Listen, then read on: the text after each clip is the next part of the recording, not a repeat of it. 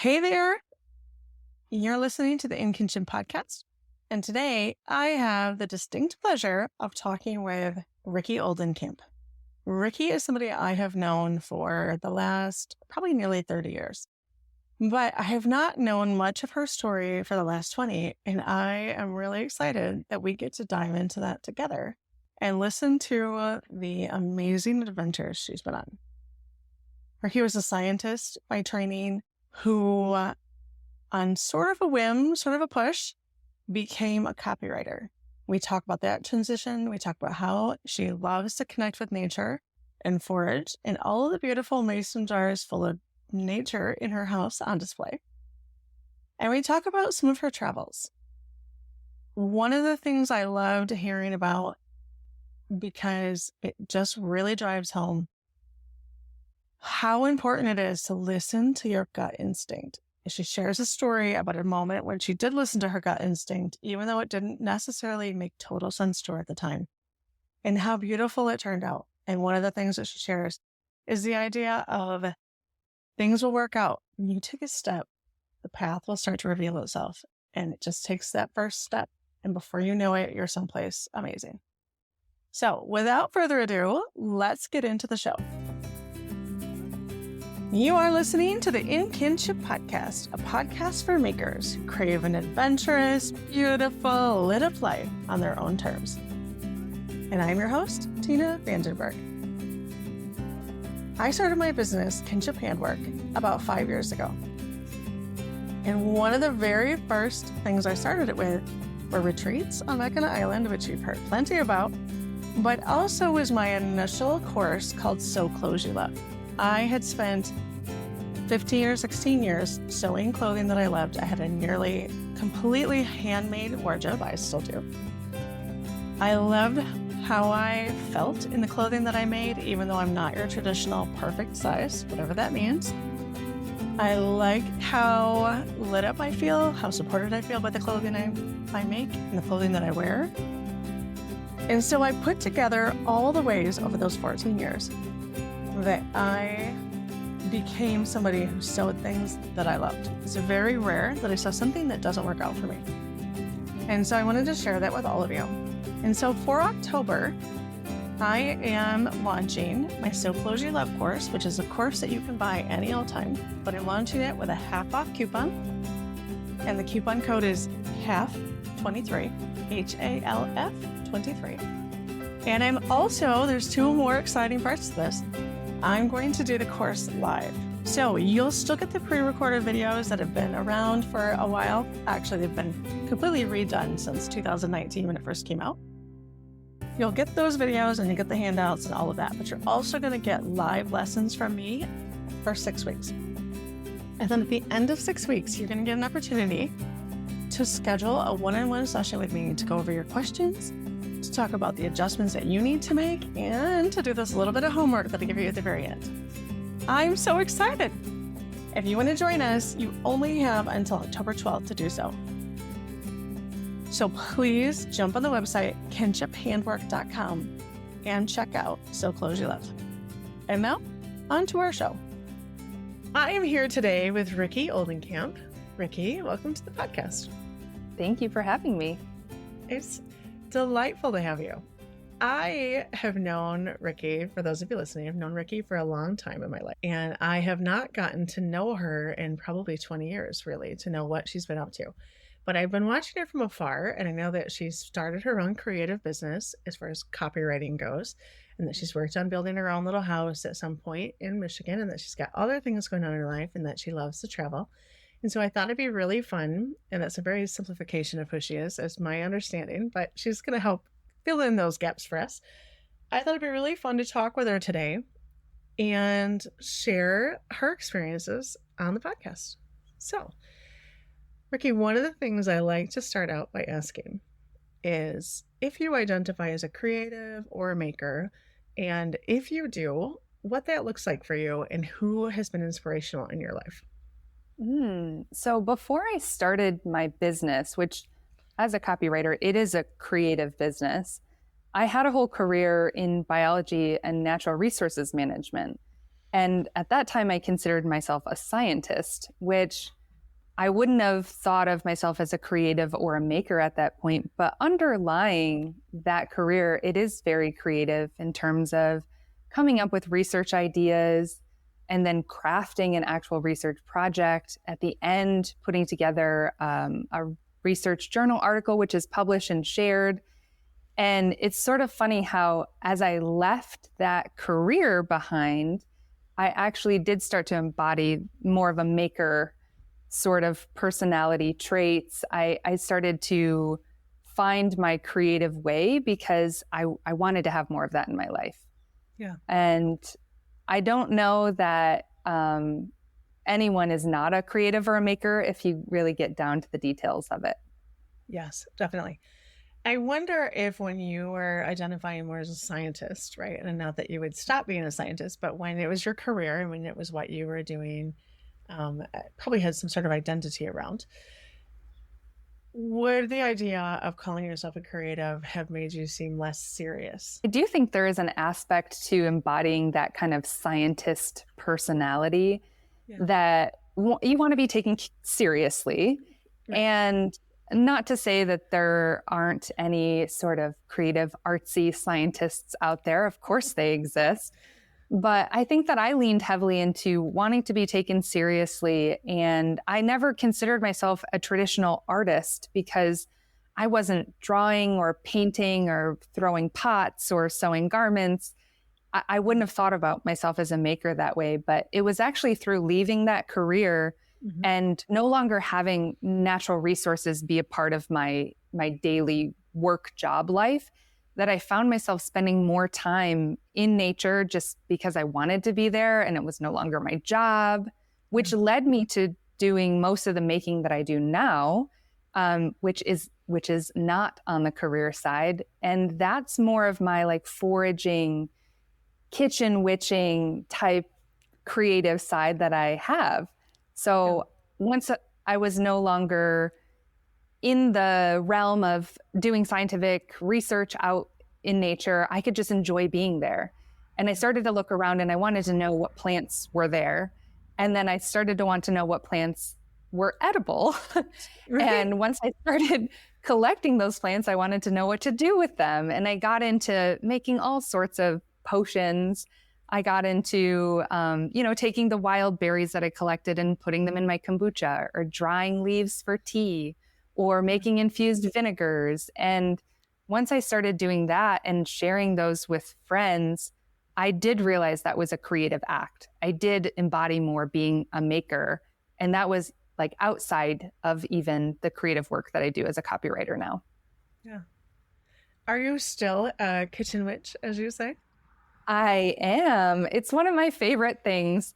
I've recently moved to Alaska and had to learn a whole new set of plants, a whole new set of edible plants that I can use in my kitchen witching. And it's been really fun because here the seasons are so rapid. You need to really be on top of your foraging because things will be gone.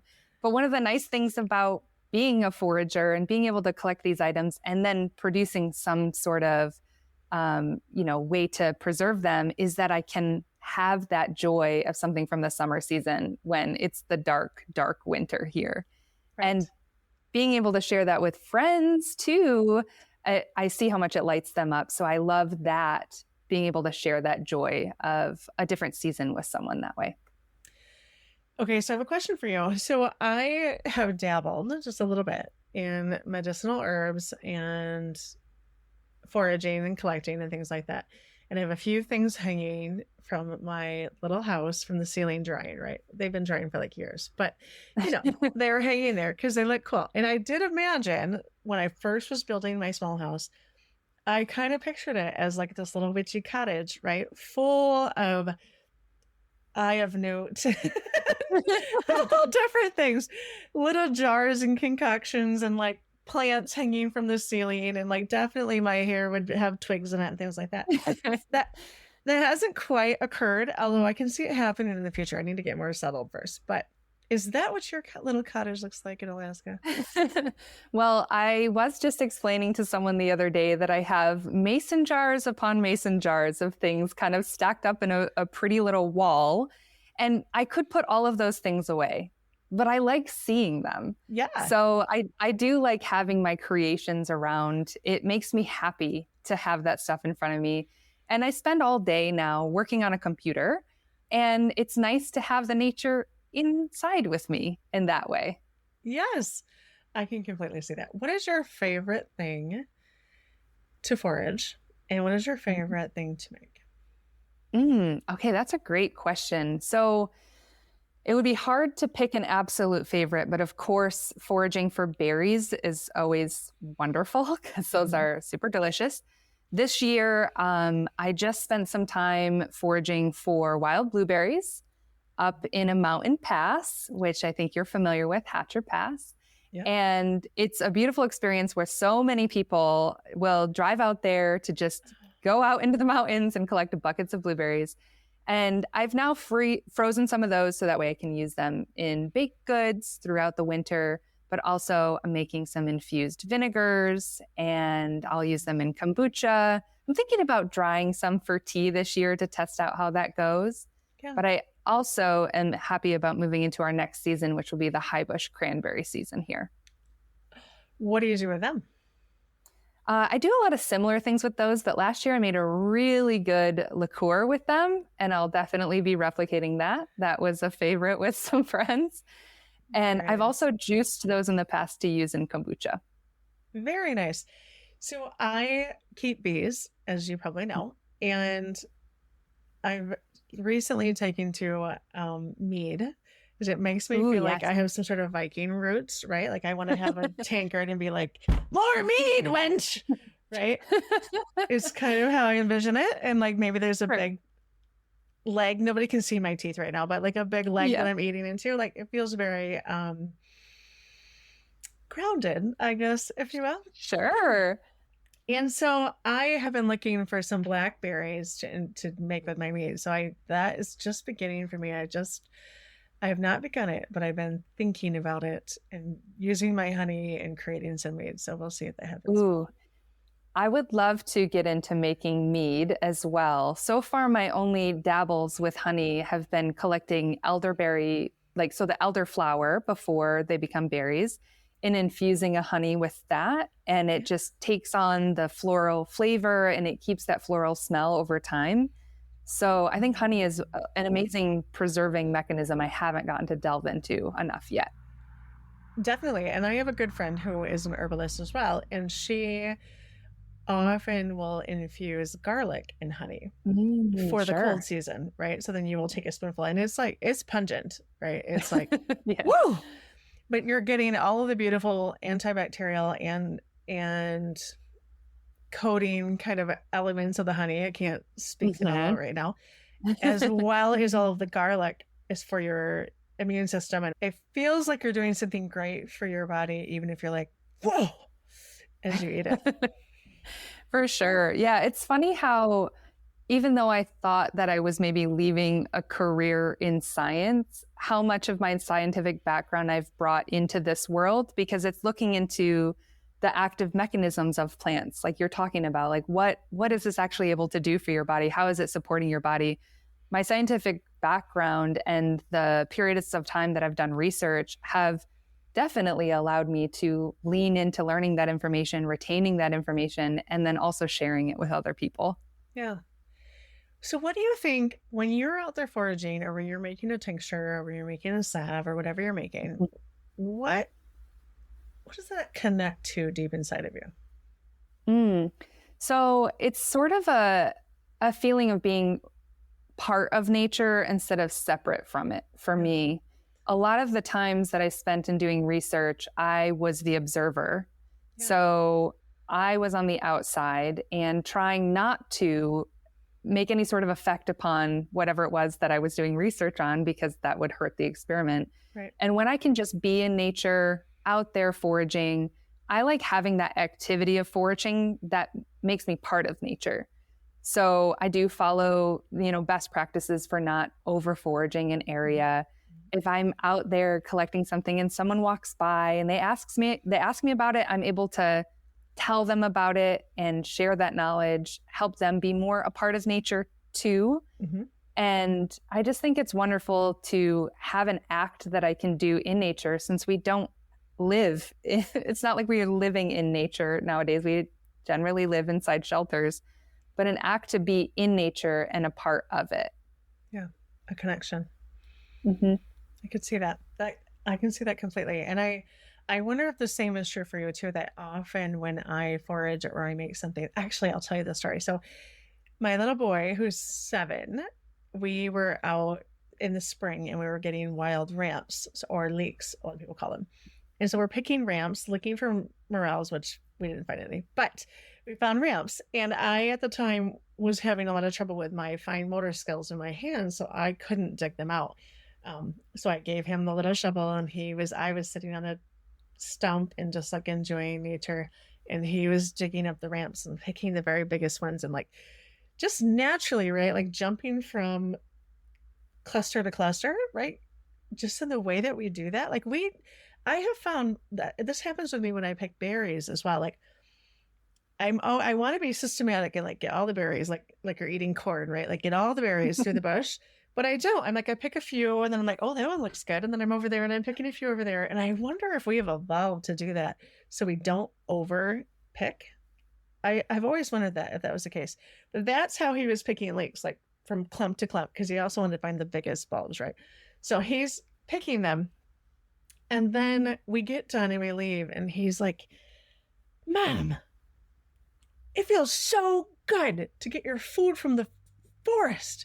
And I'm like, it does, buddy. And I thought, wow, I'm sure that I've expressed something to some degree in his life like that. But like, he still came to that conclusion himself, just from like that feeling of like self-sustainability. I mean, obviously we can't just live on leeks. It's not going to sustain us for the rest of our lives. But there's a feeling of like being capable that comes from that. And I wonder if you would get that same kind of feeling when you forage. Yeah, I think they're beyond even the capability of being able to find your own food. There's something about the abundance of food as well. There's so much that can be provided if you start to look. And I was explaining this to a friend once. I wasn't finding the right words. Like I couldn't find the word abundance in the moment, but I was like, there's just free food. It's just out in the forest.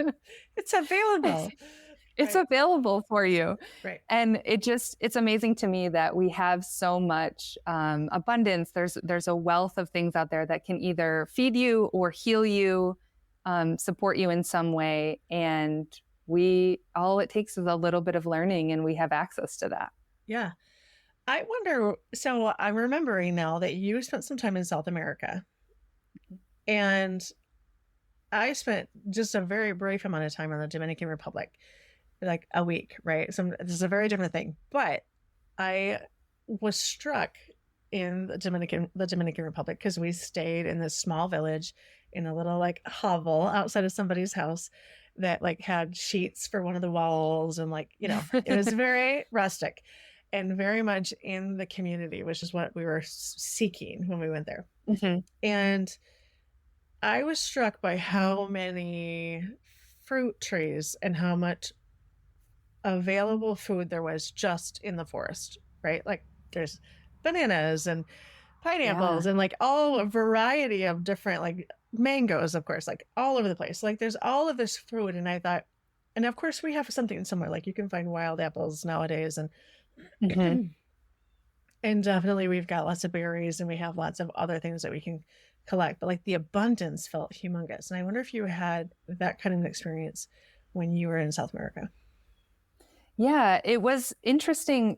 The first time that I went there, I actually was in high school.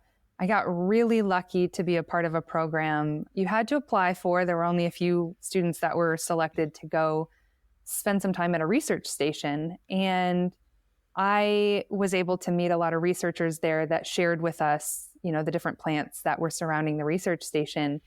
And I found it was so wild that they just basically lean over the edge of the railing and pick their breakfast. it didn't seem like we had something like that around us. And while we don't have that in every season here, of course, when you're in a more temperate climate, we do have a lot of food that is available around us. But the abundance that's out there, if you know what the plants are, is actually pretty large. Mm-hmm. And it definitely felt like, at least in that culture, it was more the norm to just pick your breakfast as you're walking to work, right? and here that would be less normal. Oh, yes. Because you're driving to work. Yeah. This is true. I've had an experience in the past before when I was first getting to know a lot of quote unquote weeds that we find in our yards, that I had neighbors that found me out in my yard, like, on my hands and knees, kind of like picking little things from the yard. I've definitely gotten the reaction that's odd. Right. But I mean, even so much as the common dandelion, like the flower, the leaves, the roots, all of that's edible. Yeah. We could eat the whole plant if we wanted to. Right. All of the weeds that we have around, there's usually either like a food or medicinal use for them. Yeah, that is very cool. And I think it does speak to our cultural disconnect from nature, that we expect food to come from a grocery store. And I don't know if this is accurate or not. It was a meme, so you just never really know. But it was saying that like the very first supermarket didn't come to the US until like 1946.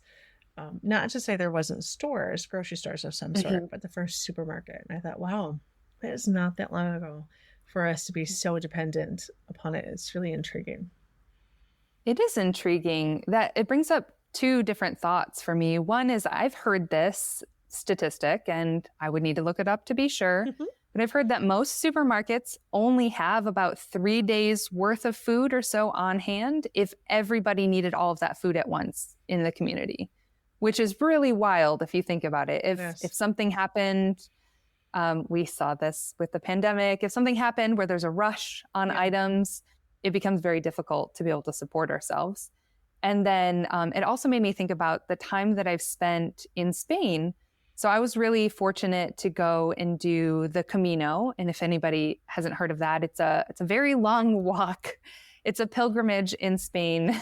And you can take different routes, but generally the most popular route is about a month long. And you walk through a lot of small communities, and they don't have supermarkets. They have the market. And it's only open, at certain times, but a lot of people are getting their food fresh every day from the market. And I started to learn how spoiled I was as an American, just assuming food would be available at all times. Because in Spain, they take siesta very seriously. So a lot of things shut down in the afternoon and you cannot get access to food. And so I started to get more in a rhythm of making sure that I made it to the market every day to take the food that I needed to be able to either walk that whole day or be able to cook for myself that night. And I learned to live in that different rhythm. So I think it's possible for us to live in different ways, whether that be doing more collecting or growing a garden or just preserving some of our food. But we oftentimes just rely on the supermarket, the easy system. Yeah. But we might not always want to do that. Sometimes it enriches your life to do something else. Yeah. So you've mentioned a couple of places you've been. Tell us more about your, I would call it love of travel, and what prompts you to go, and like some of the places you've been. I got really lucky, as I said, that I had that first trip in high school.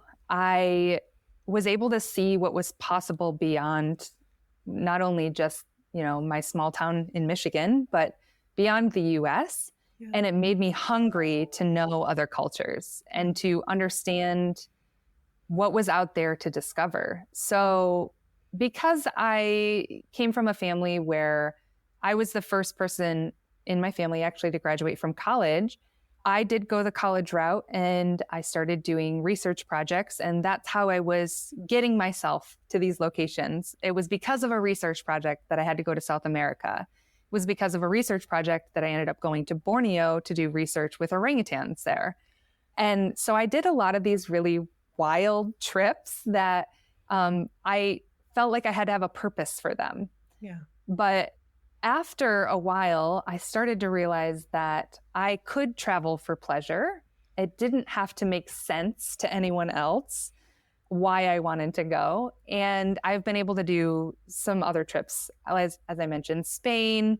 I've been to Germany and Italy, and I've been to Guatemala and Central America. And I have so many other places I still need to go.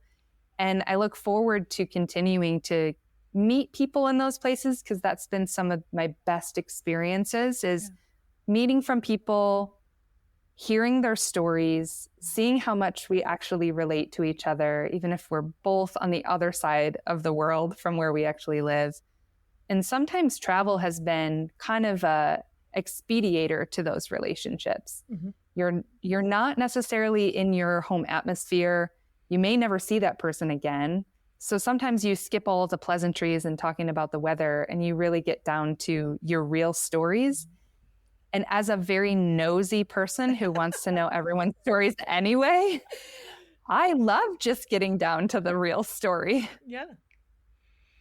Yeah. There's a connection there. There's an authenticity that's really nice. I don't do well with small talk myself. Like, I'd rather just go deep, because for sure it lights me up, quite honestly. Like, if I'm going to look at it, like, we do things from our own perspective almost exclusively, right? And so, like, that's the truth of it, is like talking about things that are like a deeper connection or a heart connection just lights me up. And I know that some people love the banter that can happen or the lightness that can happen in small talk, and like I can appreciate that, but like my soul is like right there. I hear that. Yeah, I think we relate to each other in that way. Yeah, for sure. And now, a word from our sponsor. Today's episode is sponsored by Kinship Handwork. I want you to know, if you are listening in October of 2023, I am launching my Sew Clothes You Love course on October 12th. And I would love for you to join us. Sew Clothes You Love is all about determining your style, what it is that lights you up, how you want to show up in the world. It's part style school, part planning, and part adjusting the sewing pattern before you begin. So we go through getting to know yourself deeper and figuring out what it is that you want to actually sew. And then we talk about planning that project, or planning that wardrobe, or planning that capsule, or whatever that might be. And then we move on to determining how to adjust your commercial sewing patterns to fit your body before you even begin. This course is near and dear to my heart. It is the first course I created back in 2019, and it really embodies how I went from being quite unhappy with the clothing that I could find in the store, really hard on my own body, to loving who I am and what I wear, and wearing clothing that supports who and how I want to show up in the world. And it also is my framework for how I made sewing with commercial sewing patterns simpler. So join us. We're going to do it live. It is pre-recorded. You can get all of those recordings right away, but we're going to do each lesson live as well. So I would love to see you October 12th.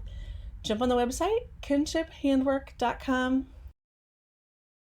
So you left your career in science and took up copywriting. How did that happen? This is a question I get often, because it seems like such a strange, maybe not strange, but like such a big change. Right. And it, at the end of the day, isn't as large of a change as you would think. So when I decided I wanted to leave biology and natural resources management, I knew that I was going to need to rely on some skills that I had gained through that career, because I'd been doing it for a decade.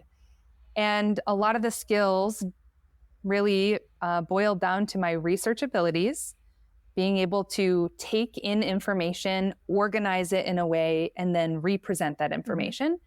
And then also my writing ability, because I was doing these research projects and then I was publishing journal articles about the research.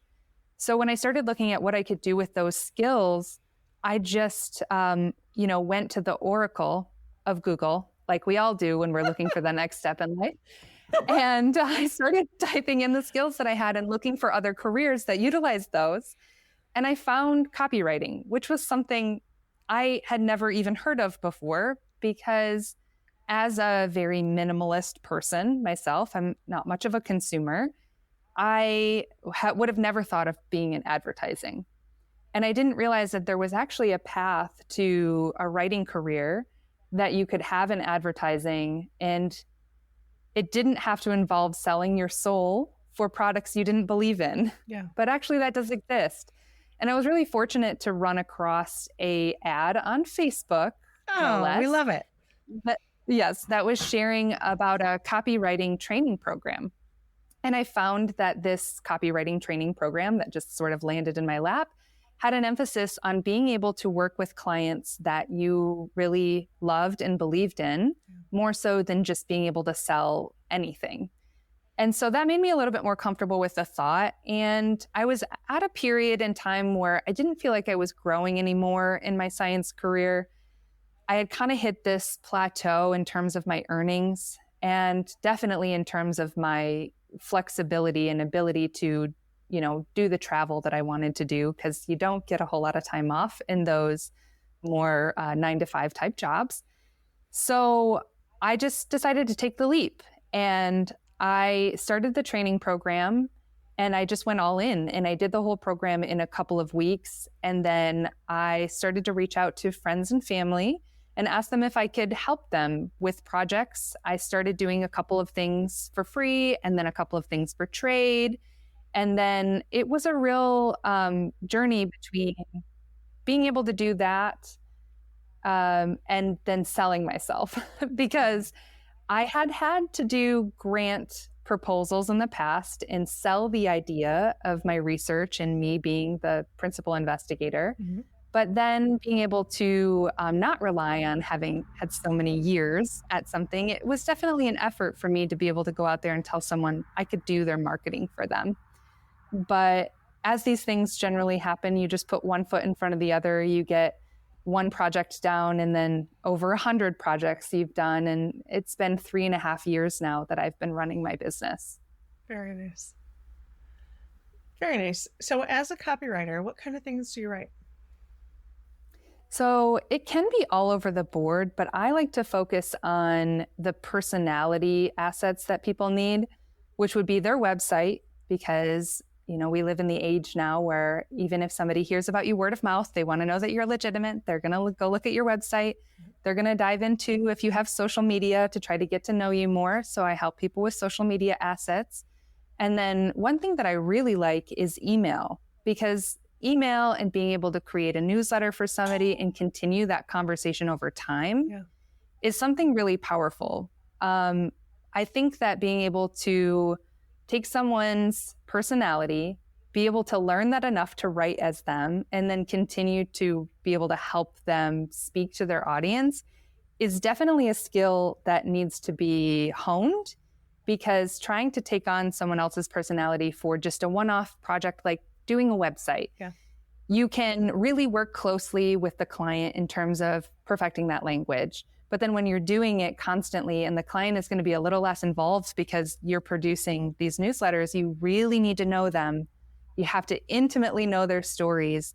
And that helps me use that nosy nature that I have in a powerful way, because I get to dig in with people on the interviews that we have and talk about their stories. I organize them. I create this cohesive story we're going to tell over time, and then I can lay that out beautifully. And it marries together all of that research background, the organizing, the data collection that I've done in the past, but more with this creative endeavor that I have now, where I get to put words to things that my clients can't always find words for. Yeah. And I love it. You can tell. As you're talking about it, you can tell the passion that you have for it. And I have a new appreciation for copywriting as you're talking. Like, definitely, I love to write my own newsletters, and I can understand the joy of that. But it would be hard for me to imagine writing in somebody else's voice and taking on their story. And so I appreciate hearing how that process works for you and how it sort of slows it down. So like in my own business, right, there's so many different things I need to provide for my own business. And I know that you know that. because you're providing that service, but then you also have to sell your business out there to the world, right? And there are a million different little things that you have to do at all the different times. And sometimes the writing or like telling a story over time, or having that ability to be like, I'm going to take this journey. We are going to take this journey together. Like I have a desire for that to happen. And sometimes I can make that happen, but it's not very often that I stop without all the other things I'm doing to like, all right, I'm going to map this out and I'm going to build this story over time. And I admire that. And it's something that I'd like to bring into my business more than I do now. Oh, absolutely. So I can see the value in having somebody that's focus is on bringing that story in. I can see that value in a way that I couldn't 5 minutes ago. So that's really interesting. Oh, well, thanks for telling me. Yeah, I found that sometimes working with clients that haven't worked with a copywriter in the past takes a little bit of time before they can understand the role of delegating that work, because either one, they're so passionate and so close to it that it's hard for them to even put words to something, to share their stories with me, or to share the deeper outcome that their clients or their customers are looking for, because they're so close to it. Right. And of course, when you're running your own business and you have 5 things on your to-do list, and, maybe being able to craft the perfect, newsletters for the next month, it's something on there, but you don't necessarily have the time to do it. That can be one of the things that falls off the to-do list. And so when they're able to take that leap, to trust me and able to delegate that work to me, and we do the deep work on the side of collecting those stories and digging into the language, and then me doing research on how their customers speak about things, and I'm utilizing that language in there so the customers feel like we're speaking directly to them, that outcome, if we can put that effort and time into it, is going to pay dividends for them. It's just being able to take a moment to take the leap on being able to move forward with somebody else being in your process. And I have had a little bit of pushback before where people are like, well, my newsletter, just for example, my newsletter is so personal. Like there's no way that like I could have someone else write it for me. But at the end of the day, the client, they're always going to look at that work. It's never going out without them looking at it.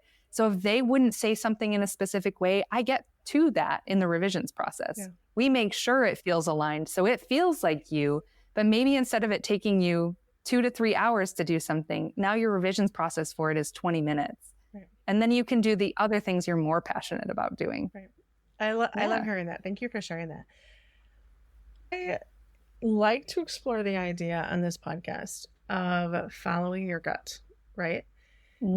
Feeling like you are compelled to do something, not really understanding why, not necessarily understanding where it's going to go, and just having the bravery to follow it. Like there's been so many instances in my life where I have done that and beautiful things have occurred. And there are lots of ways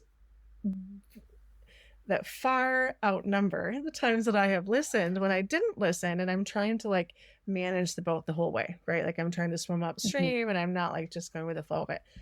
And so one of my desires in my life is to listen to that intuition even more. So I'm always fascinated when I can hear somebody else's story of when they felt compelled to do something and they just did it and how it worked out for them. And I wonder if you have a story like that to share. Yeah. So I have also had many instances in my life where I've had a strong gut feeling on something and I've leaned into it and I've seen the outcome be better than I could have even imagined. And I've thought, oh my gosh, what would have happened in my life if I had not done that? But one of the examples that comes to mind is the trip that I took in Spain. It was actually during a really sensitive time for me. I had done the experience of doing research in Borneo with orangutans. I had had my Jane Goodall moment of being able to do research with one of the great apes. And it was actually a really hard experience. I was living in the jungle for 4 months at a research station that did not have any internet access, no phone, no mail. And so it was very isolating. At the time, I was working for a foreign university, and I was one of the only native English speakers that was at the station. So I spent a lot of time alone in my thoughts, and I realized that that wasn't what I wanted for the rest of my career. And at that point, I had been all in on primatology. I had thoughts of being able to go to a university and do a PhD in it, and I had to really reorient. I was just getting done with my bachelor's degree, and I felt completely lost that I had now just dissolved a dream that I had had for so many years. Yeah. And it was a dream that had become my identity at that point. And people knew that this is what I was going for. And I got so much praise for going after this lofty goal. And so I needed some time. And during that period where I knew I was going to be finishing my undergrad degree, but I didn't know what was next, I found out about the Camino. And I found out that people walk the pilgrimage for many reasons. And one of them is just to try to figure out what's next in life. And so I felt so compelled that I had to do it. So I figured when I got done with my undergrad degree, I would go do it. I told my family, even though I had just been on the other side of the world doing research, they were like, "Are you crazy? You're going to go spend, over a month in Spain walking by yourself?" Because even though at the time I was dating somebody and they wanted to go, I had told him I really needed to go alone. Yeah. So my gut told me I needed to go on this experience alone. And the experience was tough from the very beginning because during that period of time, there were a lot of strikes going on within the French transit system. And so my original flight got canceled. My new flight came in to the airport, and I was supposed to take a train directly from the airport, but the trains at the Charles de Gaulle airport were all canceled.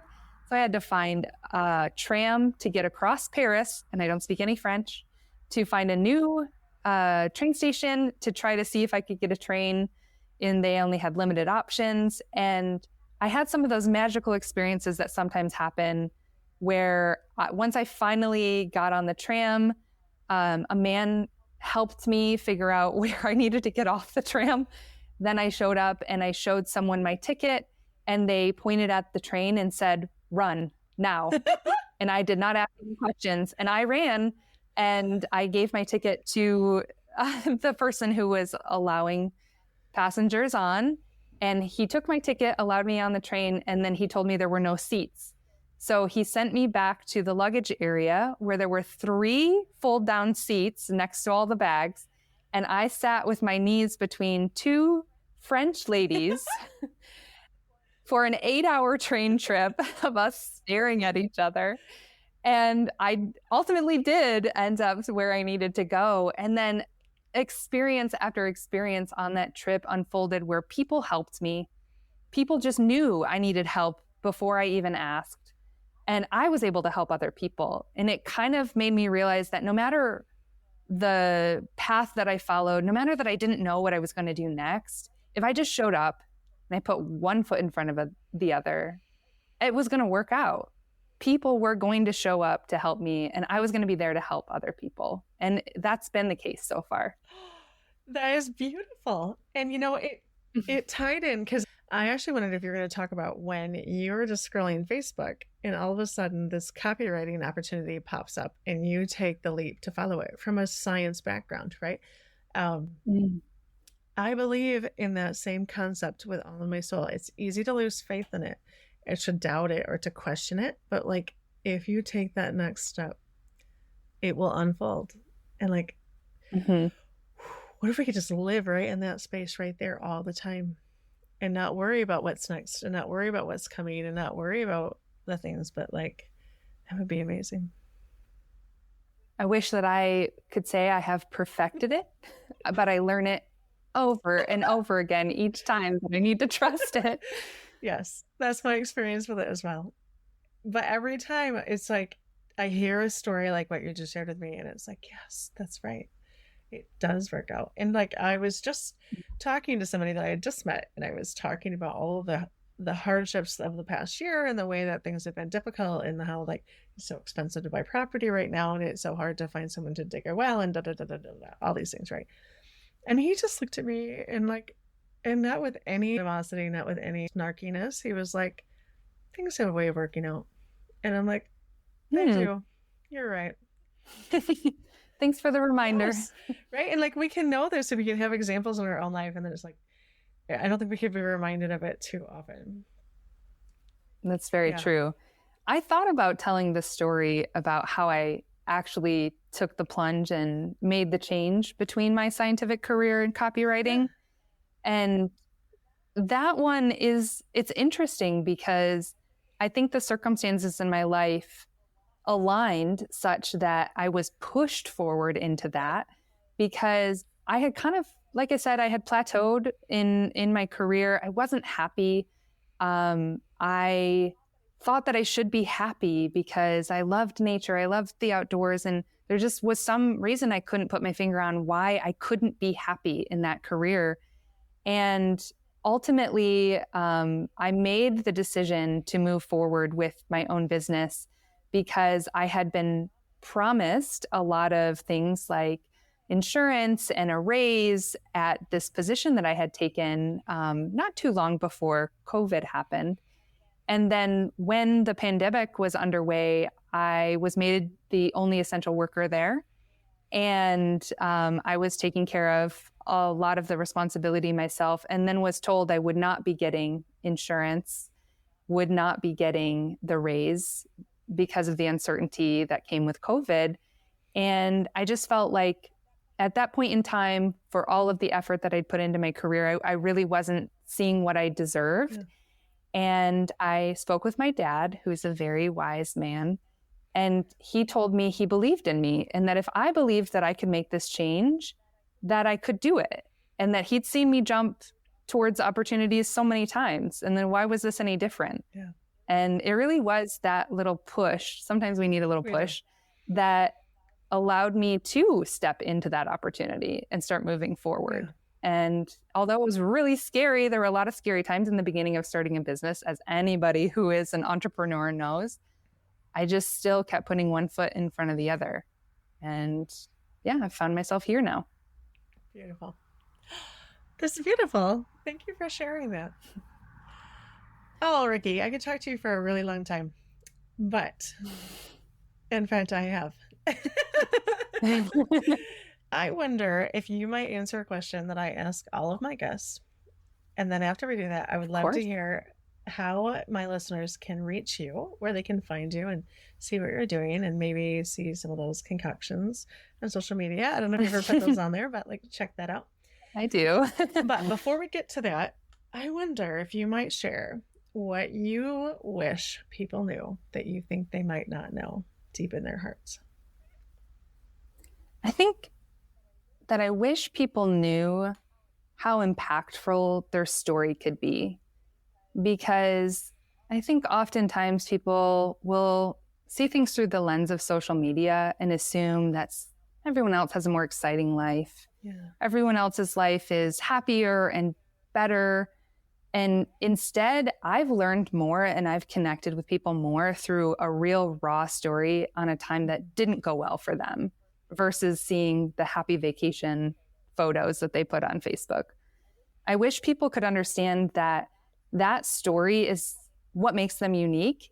It's what makes them, frankly, actually interesting. Yeah. And we all like being able to connect when you can hear the real person behind something. So whether that be marketing or just in life, I think if somebody is more willing to share their story with me and we can create that connection, I think we have a better chance of maintaining the connection and becoming friends. I like that I get to do that through my work because I couldn't ask for a better way to help people than to help them tell that story. Sometimes it seems like it's hard for them to do so. Yeah. I can see that. And I agree with you that there's, we can just sense authenticity and we can just feel it on a deeper level. And when there's an authentic sharing, even if it's a joyful, authentic sharing, whatever that story is, it just resonates. And like there are some very powerful stories I have heard in my life where somebody shares something that's really shameful for them or really hard for them that have immediately opened up other ways in my life for me to see my own shame, my own things.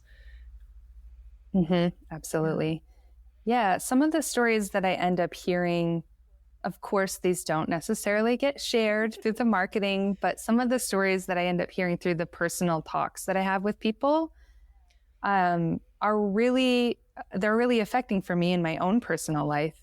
I am always awed by being able to see someone as a raw person when they're able to get down to that intimacy with me. I feel lucky to be able to see that.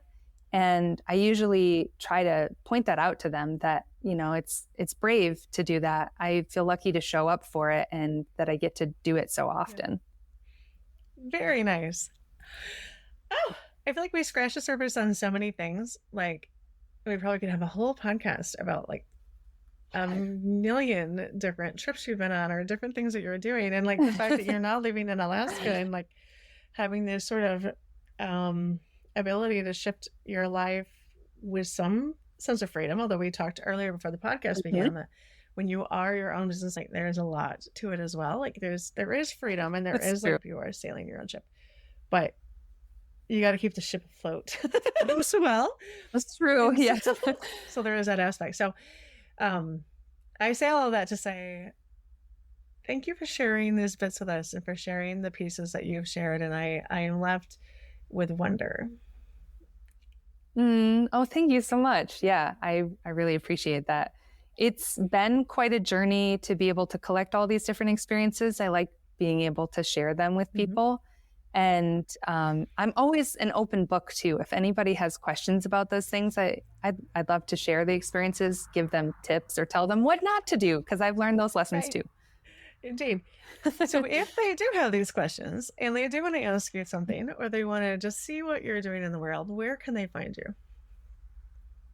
So the best place to find me is probably through my website. I do have a contact form that they can get a hold of me there. I am on social media.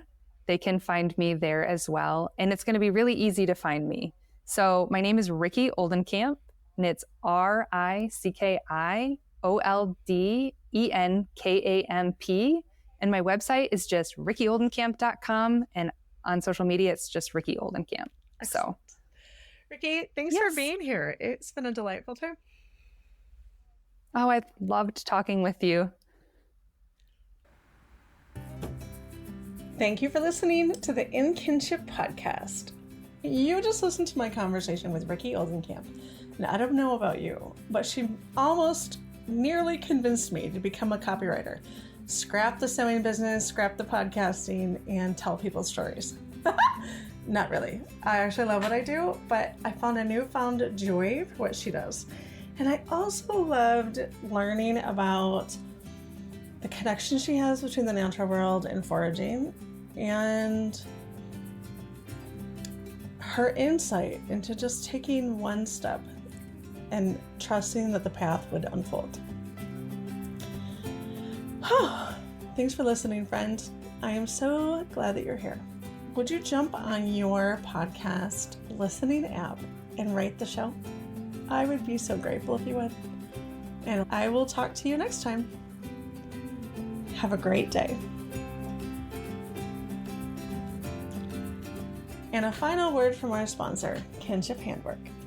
The Sew Clothes You Love course is a course that is available to purchase at any old time. But right now, October of 2023, I'm having a sale. You can get it for 50% off. And you can join the live versions. You always get the pre-recorded lessons and all the handouts. But I'm going to do the lessons live week to week as well. So you can join us for a special live session. And at the end, everyone who participated in this live session can book a one-on-one session with me to talk about your questions, go over your homework, talk about your own adjustments you need to make to the pattern, all of that. This is very exciting. Go to kinshiphandwork.com. And when you check out, use the coupon code HALF23. That's HALF23 to get 50% off.